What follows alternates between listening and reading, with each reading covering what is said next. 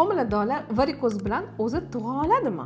Aslida varikoz homiladorlikni asosan 2-3 trimestrlarda paydo bo'ladi va bu jarayon bachadonda bo'lishi mumkin, tashqi va ichki jinsiy a'zolar sohasida hamda oyoqlarda bo'ladi.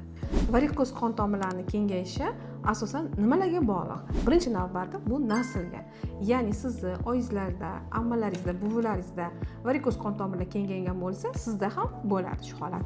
Ikkinchidan, siz homiladorlik vaqtida ortiqcha tana vazn yig'sangiz. Uchinchidan, siz agar homiladorlikda ko'p o'tirib, ya'ni yurmasdan ko'p vaqt o'tkazsangiz, bunda qon tomirlarida dimlanish sodir bo'lganligi uchun ham varikoz qon tomirlari kengayadi. Varikoz qon tomirlari bilan tug'sa bo'ladimi? Albatta, buni sizga shifokor akusher ginekolog ko'rigidan keyin aniq maslahat beriladi. Ikkinchidan, agar endi chiqish arafasida bo'lsa, unda sizga elasticheskiy chulki, ya'ni maxsus siquvchi chulkilar tavsiya qilinadi hamda tug'ruqgacha, ya'ni homiladorlar uchun bandaj tavsiya qilinadi hamda antivarikoz dori preparatlari. Sizlarda ham varikoz qon tomirlari kengayishi sodir bo'lganmi? Agar bo'lgan bo'lsa, albatta izohlarda yozib qoldiring. Va shunga o'xshash qiziqarli ma'lumotlar kerak bo'lsa, albatta Dr. Umida Faiz profiliga obuna bo'lishni unutmaymiz.